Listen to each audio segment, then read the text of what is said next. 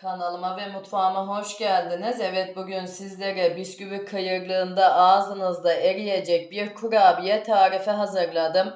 Böyle uzun süre asla bayatlamayan ve lezzetine dokusuna hayran kalacağınız, evet, fazla da kıymetli vaktinizi almak istemiyorum. Tarifimin yapılışına geçmek istiyorum. Buyurun hep birlikte bu güzel tarifimizin yapılışına geçelim. Sizler de beğenecek misiniz? Evet, kabımın içinde 200 gram oda sıcaklığında eritmiş olduğum tereyağım var. Sizler dilerseniz margarin de kullanabilirsiniz. Ama tereyağınız varsa tereyağı kullanmanızı tavsiye ederim arkadaşlar. Bunu da belirtmiş olayım. Gördüğünüz gibi bir su bardağı da şeker ilave ettim. Şimdi de bir tatlı kaşığı kabartma tozu ilave ediyorum. Benim bu kabartma tozum yarım paketti arkadaşlar. Ben yarım paketini kullandım. Yani bir paket değil. Bunu da belirtmiş olayım. Üzerine bir çay bardağı da sıvı yağ ilave ediyorum. Şimdi kabımın içine almış olduğum malzemelerimi bir karıştıracağım. Diğer malzemelerimi almadan önce.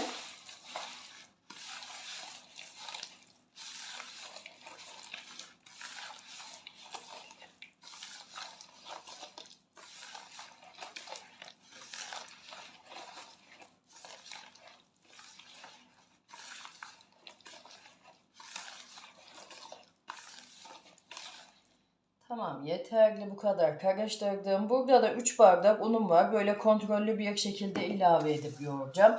Sizler de ununuzu kontrollü bir şekilde ilave edip yoğurun. Çünkü neden derseniz unumuzun kalitesinden kalitesine un miktarımızda değişiklik gösterebiliyor.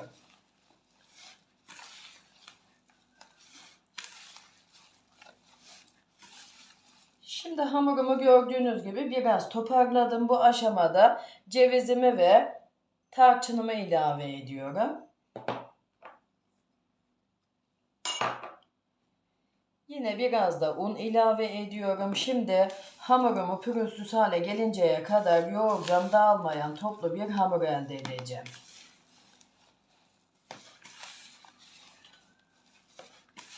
Unumun da hepsini kullanıyorum çünkü hepsini alacak.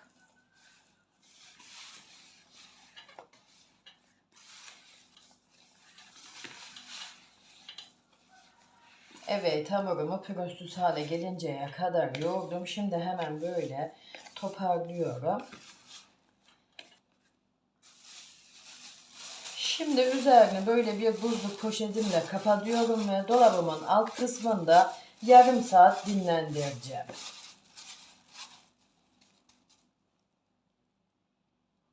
Evet, kurabiyemin hamuru dinlendi. Hemen böyle üzerinden poşetime alıyorum ve şeklini vermeye başlıyorum. Böyle bir dondurma kaşığımla şeklini veriyorum.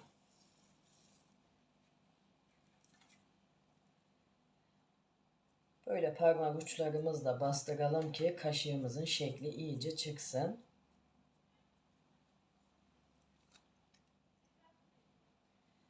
Böyle bu şekilde yağlı kağıt sermiş olduğum tepsimin içine alıyorum. Yine kaşığımın üzerine hamurumdan alıyorum ve parmak uçlarımla bastırıyorum. Ve avucumun içine çıkartıyorum. Kurabiyemizin şekli bu şekilde olacak. Eğer böyle bir kaşığınız yoksa arkadaşlar elinizle de kurabiyenizin şeklini verebilirsiniz. Şimdi göstereceğim gibi yumurta büyüklüğünde bir parça aldım ve avucumun içinde yuvarlıyorum. Sonra hafifçe diğer avucumun ortasıyla bastırıyorum birazcık düzlenmesi için ve şeklini veriyorum. Yani böyle bir şekil verme kaşığınız yoksa bu şekilde de yapabilirsiniz. Kurabiyenizi şart değil yani böyle bir kaşığınızın olması. Şimdi son bir tane daha gösteriyorum ve sonra hepsini sizlere gösterdiğim gibi yapıp sonlandıracağım. Böyle bu şekilde. Evet, kurabiyelerim hazır. Gördüğünüz gibi dolu dolu bir tepsi kurabiyem çıktı. Şimdi alt üst fan ayarlı önceden ısıtılmış 190 derece fırınıma katıp yaklaşık 15-20 dakika kadar pişireceğim. Hafif üzeri pembeleşinceye kadar. Hemen burada da bunu belirtmek istiyorum. Kurabiyemiz normal kurabiyeler gibi çok kızarmayacak arkadaşlar. 15-20 dakika pişirmemiz yeterli. Yine de kontrollü pişirin çünkü fırından fırına pişirme süresinde değişiklik gösterebiliyor. Fırından almadan önce de kurabiyenizi bir kontrol edin kürdan yardımıyla. Eğer kürdanınız temiz çıkıyorsa bilin ki kurabiyeniz pişmiştir. Fırından alabilirsiniz. Şimdi fırınım ısındı, katıp pişireceğim. Evet, kurabiyelerim pişti. Daha yeni fırınımdan aldım. Şimdi tamamen soğusun. Soğuduktan sonra üzerinin pudra şekerini ve tarçınını hazırlayacağım. Kurabiyelerim tamamen soğudu. Şimdi burada bir yemek kaşığı pudra şekerim var. Bir tatlı kaşığı da tarçınım var. Hemen böyle pudra şekerimi ve tarçınımı karıştırıyorum.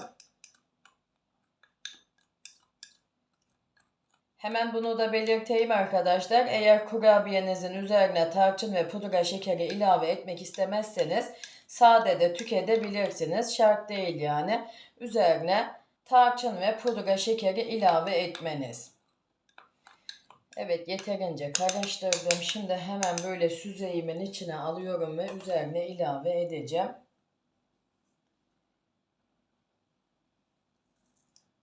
Böyle bu şekilde.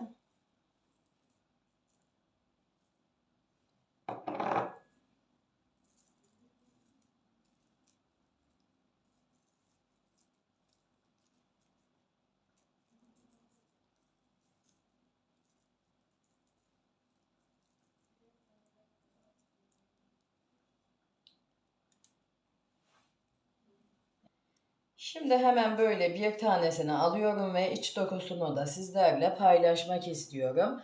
Önce böyle yakından üstünü ve altını göstermek istiyorum. Eşit bir şekilde kızardığını görün diye.